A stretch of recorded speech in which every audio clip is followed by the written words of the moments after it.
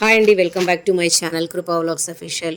అందరు ఎలా ఉన్నారు? కమెంట్ సెక్షన్లో నాకు తప్పకుండా తెలియచేయండి. ఈరోజు రెసిపీ వచ్చేసి కాకరకాయ పులుసు అండి. కావలసిన పదార్థాలు: తెల్ల కాకరకాయలు చిన్న ముక్కలుగా కట్ చేసుకొని కల్లుపు చల్లుకొని ఒక 20 మినిట్స్ మూత పెట్టి పక్కన పెట్టుకోవాలి. 2 పెద్దవి ఉల్లిపాయల ముక్కలు కట్ చేసుకొని పక్కన పెట్టుకోవాలి. లెమన్ సైజ్ అంత చింతపండు నానబెట్టుకొని పక్కన పెట్టుకోవాలి. 20 మినిట్స్ తర్వాత కాకరకాయ ముక్కల్ని బాగా పిసికి ఒక 2-3 టైమ్స్ వాష్ చేసుకొని పక్కన పెట్టుకోవాలి. కడాయి పెట్టి స్టవ్ ఆన్ చేసి కావలసినంత ఆయిల్ వేసి ఆయిల్ హీట్ అయ్యాక ఈ శుభ్రంగా కడిగి పెట్టుకున్న కాకరకాయ ముక్కలని ఆయిల్లో వేసి వీటిని వేపుకోవాలండి. కాకరకాయ ముక్కలు 20 మినిట్స్ నానబెట్టిన తర్వాత వాటిని 2-3 టైమ్స్ శుభ్రంగా కడుక్కోవాలి. కడిగిన తర్వాత కాకరకాయ ముక్కల్లో ఉన్న వాటర్ మొత్తం స్క్వీజ్ చేసేయాలండి. గట్టిగా పిండేసేయాలి. కాకరకాయ ముక్కలు ఎక్కడ వాటర్ ఉండకూడదు. అలాగే వాటర్ తీసేసి గిన్నెలో పెట్టేసి ఆయిల్లో వేసి అస్సలు వేయించకూడదు. వాటర్ మొత్తం పిండేయాలి కాకరకాయలో ముక్కల్లో నుంచి. పిండిన తర్వాత ఇలా డ్రై అయిపోవాలి. అందుకే ఒక నెట్టులో వేసుకోవాలి పిండిన తర్వాత కూడా. అప్పుడే నూనెలో వేసి వాటిని వేపాలి. అయితేనే వేగుతాయి. లేకపోతే మీరు వాటర్ ముక్కలు వేస్తే అస్సలు కాకరకాయ ముక్కలు వేగవు. ఆల్రెడీ ఇవి వేగడానికి టైం తీసుకుంటుంది. మీరు అలా వేయించితే అస్సలు వేగవండి. చూస్తున్నారు కదా, ఇదిగో ఇలా వేపుకొని పక్కన పెట్టుకోవాలండి కాకరకాయ ముక్కలన్నింటినీ.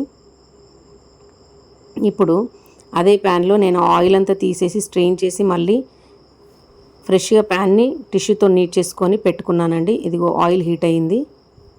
అందులో ఆవాలు, జీలకర్ర యాడ్ చేసుకొని చిటపటలాడనివ్వాలి. కాకరకాయ ముక్కలు వేగిన తర్వాత ఆయిల్ కొంచెం స్ట్రెయిన్ చేయాలి. అందులోనే ఆనియన్స్ అండి, ఉల్లిపాయ ముక్కలు వేసుకోవాలి. ఆయిల్ మీకు కొంచెం ఇంకా పడుతుంది అనిపిస్తే ఇంకొంచెం యాడ్ చేసుకోవచ్చండి.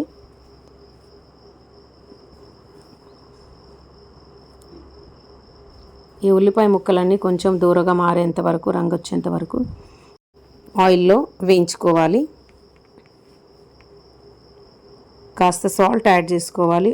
ఉల్లిపాయ ముక్కలు తొందరగా రంగు మారి వేగుతాయి.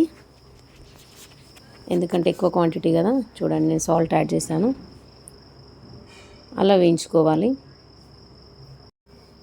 మీరు ఒకసారి ఈ రెసిపీ ఈ విధంగా ట్రై చేయండి. కాకరకాయ పులుసు మీకు ఎలా వచ్చిందో నాకు కమెంట్ చేయండి. ఇలా చేస్తే చేదు అస్సలు రాదు. ఎందుకంటే కాకరకాయ ముక్కల్ని బాగా వేయించుకున్నాం కదా డీప్ ఫ్రైలో.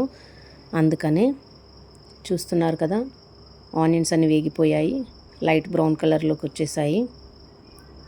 ఈ స్టేజ్లో అల్లం వెల్లుల్లి పేస్ట్ వేసుకోవాలి, ఒక 1/2 టేబుల్ స్పూను. బాగా వేయించుకోవాలి. దీన్ని కూడా పచ్చిదనం అనేది పోయేంత వరకు అల్లం వెల్లుల్లి పేస్ట్ నూనెలో బాగా రోస్ట్ చేసుకొని మీరు తప్పకుండా ఇది ఒకసారి ట్రై చేయండి. చాలా బాగుంటుంది. అసలు చేదు అనేదే ఉండదు. జనరల్గా కాకరకాయ ఎంత బాగా చేసినా చేదు అనేది వస్తుంది. ఈ విధంగా చేస్తే అసలు చేదు అనేదే ఉండదు. తినని వాళ్ళు కూడా తింటారు ఇష్టంగా. 1.5 టేబుల్ స్పూన్ పసుపు చిన్న స్పూన్తో యాడ్ చేసుకున్నాను. చూడండి,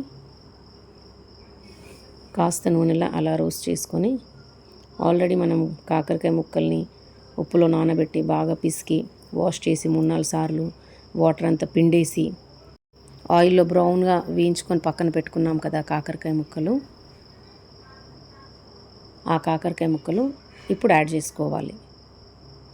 చూస్తున్నారు కదా, ఇలా వేయించుకొని పక్కన పెట్టుకున్న కాకరకాయ ముక్కల్ని ఇప్పుడు యాడ్ చేసుకోవాలి. ఇవి ఇలాగే ఇంకా కొంచెం ఆయిల్ ఎక్స్ట్రా యాడ్ చేసి మనం ఫ్రై చేసుకున్నా కూడా క్రిస్పీగా అవుతాయండి కాకరకాయలు. ఫ్రై కూడా చూపిస్తాను, అది చాలా క్రిస్పీగా ఉంటుంది. నేను చేసే విధంగా మీకు ఒకసారి రెసిపీ పెడతానండి. ఫ్రై అలా కలుపుకోవాలి. కొందరు ఇలాగే తింటారు, తినొచ్చండి పొడిగా. కాకపోతే చింతపులుసు వేసి యాడ్ చేస్తే చాలా టేస్టీగా ఉంటుందండి. ఇది నైట్ చేసుకొని మార్నింగ్ తినాలండి. సూపర్ ఉంటుందండి టేస్ట్ మాత్రం. మూత పెట్టి మూత పెట్టి ఉంచాం కదా. ఇప్పుడు మళ్ళీ తీసి కలుపుకొని చింతపండు నానబెట్టుకున్నాం కదా, ఆ చింతపండు రసం తీసుకొని పెట్టుకున్నాం కదా, ఆ రసాన్ని ఇప్పుడు యాడ్ చేయాలండి. యాడ్ చేసుకోవాలి. చూస్తున్నారు కదా, నేను యాడ్ చేసేసాను. నేను 1/2 కేజీ కాకరకాయలు తీసుకున్నాను. అందుకే చింతపులుసులో కొంచెం వాటర్ క్వాంటిటీ ఎక్కువ యాడ్ చేసి చేశాను. ఇంకా ఇప్పుడు ఈ స్టేజెస్లో పులుసు వేసాం కదా, పులుసు వేసిన తర్వాత ధనియాల పొడి అండి, చిన్న టేబుల్ స్పూను. ఆ స్పూన్తో 1 టేబుల్ స్పూను ధనియా పౌడర్ యాడ్ చేసుకుంటున్నాను. తర్వాత నెక్స్ట్ కారం యాడ్ చేసుకోవాలి. 1 టేబుల్ స్పూన్ కారం అండి, 1 చిన్న టేబుల్ స్పూన్ ధనియా పౌడరు, 1 టేబుల్ స్పూన్ కారము వేసుకొని కలుపుకుంటున్నాను. చూడండి, కలుపుకోవాలి. మంచిగా కారము ధనియా పౌడర్ మొత్తము కాకరకాయ ముక్కలకి పులుసులో కలిసిపోయేలా కలుపుకొని దీన్ని సిమ్ టు మీడియం ఫ్లేమ్లో ఉడికించాలి. హై ఫ్లేమ్లో ఉడికించొద్దు, ఎందుకంటే గ్రేవీ చిక్కగా ఉంటుంది కాబట్టి తొందరగా అడుగట్టే ఛాన్స్ ఉంటుంది. ఇప్పుడు దానిపైన మూత పెట్టేసి మీడియం ఫ్లేమ్లో ఉడికించాలి. ఆఫ్టర్ 10 మినిట్స్ చూస్తున్నారు కదా, ఆయిల్ ఎలా వస్తుందో, దగ్గర పడుతుంది. ఇప్పుడు ఈ స్టేజ్లో కొన్ని వాటర్ యాడ్ చేసుకోవాలి. కొంచెం బెల్లము చూస్తున్నారు కదా, కొంచెం చిన్న ముక్క బెల్లము వేసుకొని కొంచెం వాటర్ యాడ్ చేసుకోవాలి.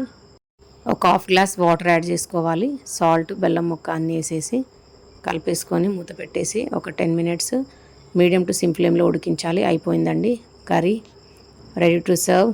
మీరు ట్రై చేసి మీకు ఎలా వచ్చిందో కమెంట్ చేయండి. Thanks for watching. Please subscribe my channel Krupa vlogs official. Take care. Bye bye. See you in next video. Subscribe my channel.